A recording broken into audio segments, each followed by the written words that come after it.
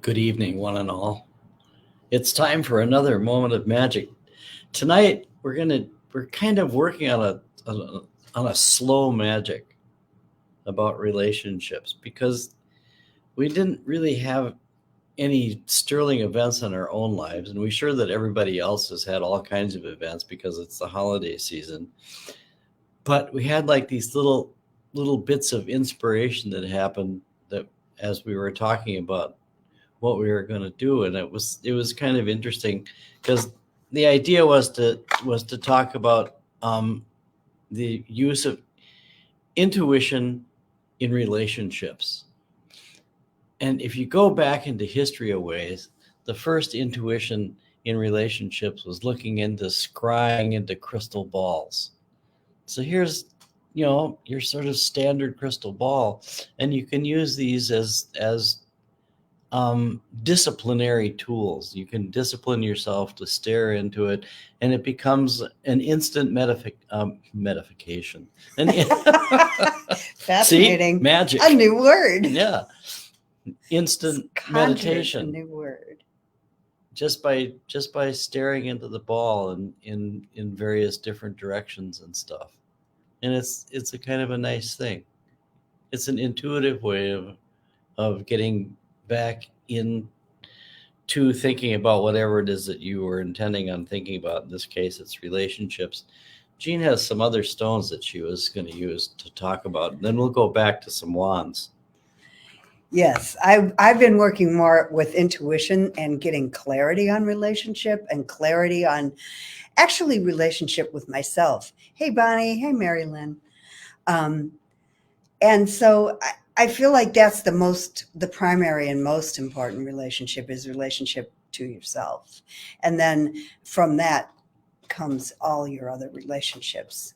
But that really does set the tone for your relationships. So one of my favorite, so I'm working both with intuition and with relationship. So one of the other things that this isn't really a stone, but I like this.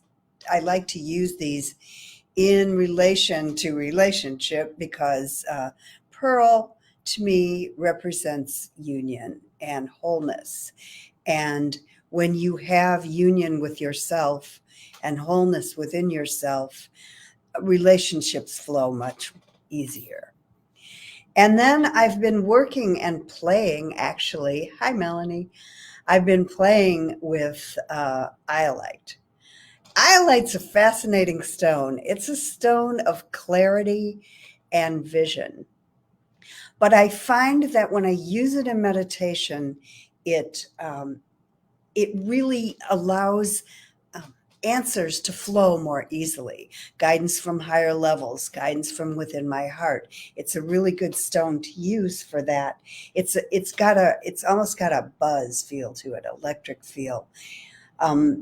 Iolite's called water sapphire. It's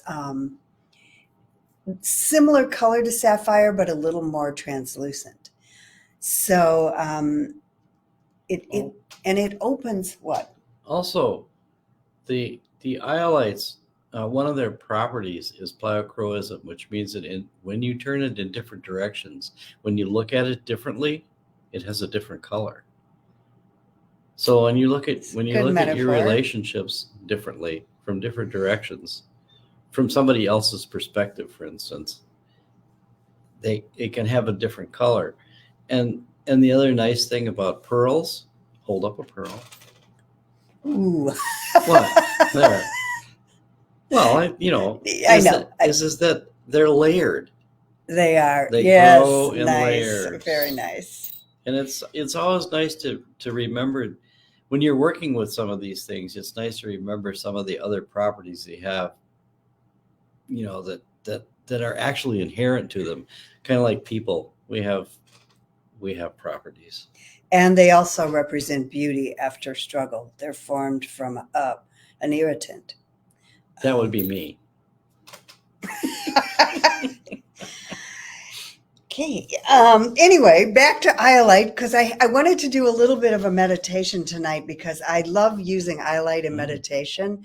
And I feel like it gives you, it actually allows you to discern the truth of the guidance you're receiving as well. So, which I think is important, to really be able to separate out what might be your own wishes or your own desires from actual information from your higher levels or from your higher guides. So I wanted to do this little meditation. It's very short and hopefully it will be enjoyable. And I actually am going to try and play music. So we'll see how that goes, because no idea. So if you want to just, you can do this with a stone later, but if you want to just close your eyes right now, and just sort of get comfortable and get connected with your breath. I'm going to use this particular thing. We can talk about it later. And if you have an iolite, or at the time when you do have an iolite, you can place it on your third eye. Or if that's uncomfortable for you, just hold it in your left hand and you will receive the same vibration. This is electric stone. This is a stone that brings in the violet ray. So just take a couple of deep breaths and really feel yourself connecting to your own body, connecting to the stone, attuned to the energy of the stone. Allow it to mix and integrate with your own energy.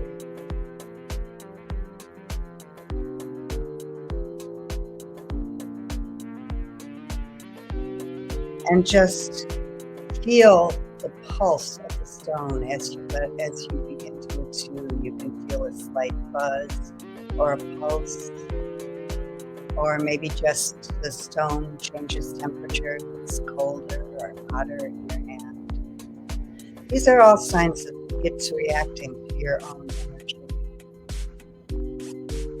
Just allow yourself to feel the energy and exchange the energy with the stone.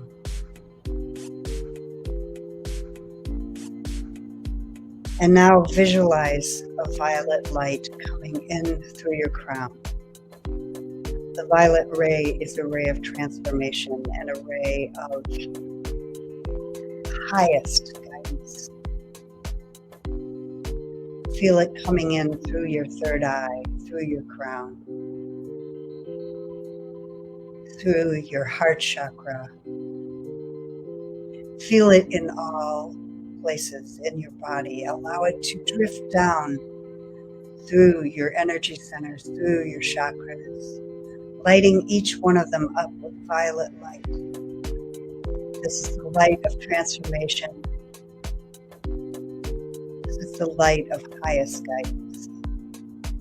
And when you breathe this energy all the way down into your root,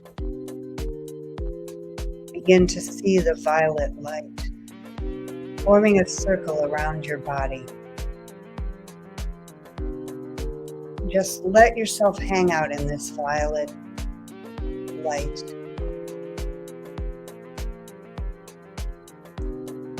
And really feel the energy of that high vibration, that light, that wisdom of all that is.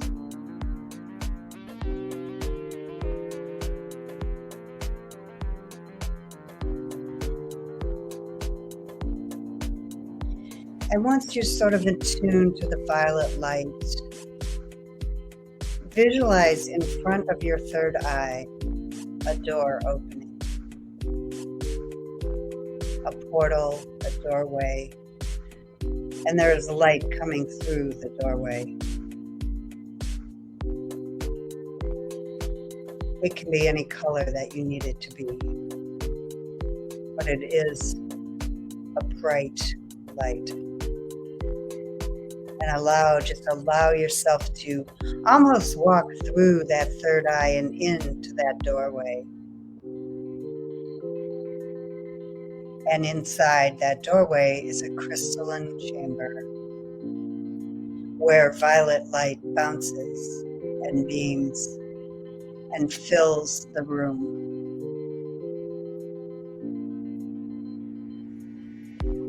And when you come fully into the room and begin to feel the energy of this light, think again about a question or issue or a relationship that you need guidance on, and just ask. Ask for the highest wisdom to come to you. Ask for the highest guidance to come to you. And then just allow the answer. This is one way that guidance, one of the easiest ways that guidance can come to you. It's simply by opening and allowing and letting the universe supply the answers. Within this crystal chamber, within this violet light, all can be revealed. All you need to do is trust and feel the answer coming into your heart, into your third eye, into your body in whatever way that happens.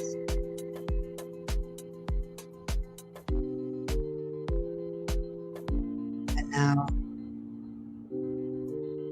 knowing that you can come back through this doorway at any time, just to leave, come back into your body, come back into your breath, and just know that the answers are there.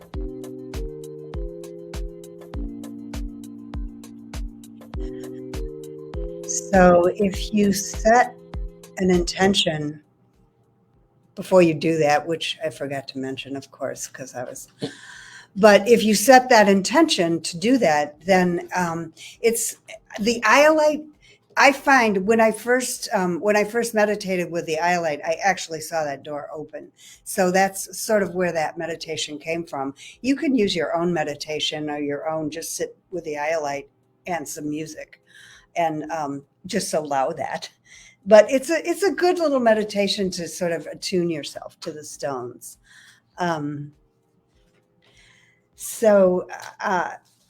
That is actually my favorite way of sort of opening and getting answers about anything, specifically relationship tonight, but anything really. And iolite's a really good stone to get clarity, and also it's a stone that helps you discern the truth of the information you're receiving.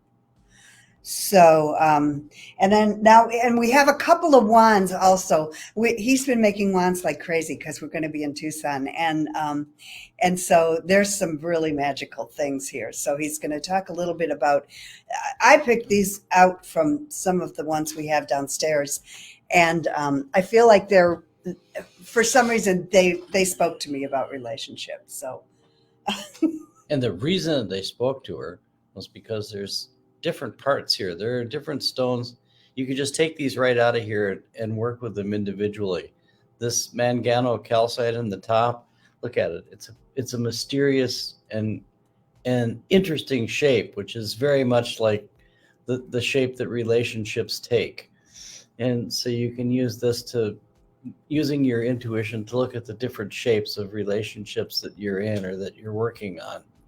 In the center is a rhodochrosite, which is, like a kind of a glitzy stone. It's high fashion. It's fun and it's colorful and it's it has joyful. It has a lot of stuff going on, and then the bottom is one of your basic emotional stone working tools. This is rose quartz, and so you can get these stones and you can use them individually and just happen to put them in a wand like this. And what makes this wand actually kind of special is you'll notice that there's two groups of 3, and those are smoky quartzes. And the interesting thing about putting smoky quartzes in a wand like this is that it acts a little bit like spice, and it brings the other three stones sort of together. So it's groups of three, bringing them together. And the secret of smoky quartz is that it heals deep, old injuries.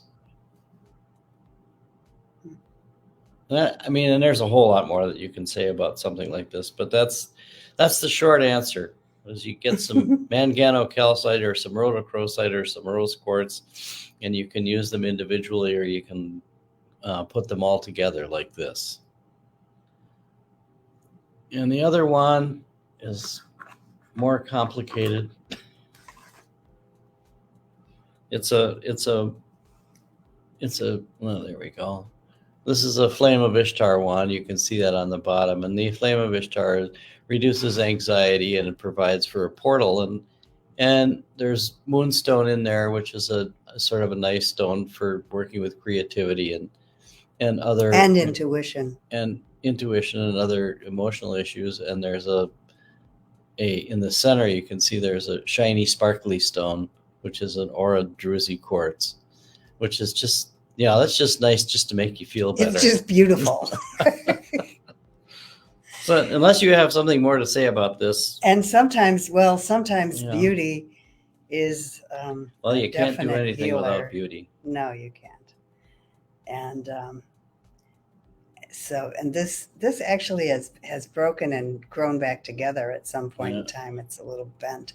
Which is, Which metaphorical. Is also a magical thing in the crystal world, the bent quartz regrowth. So hopefully you enjoyed this moment of magic.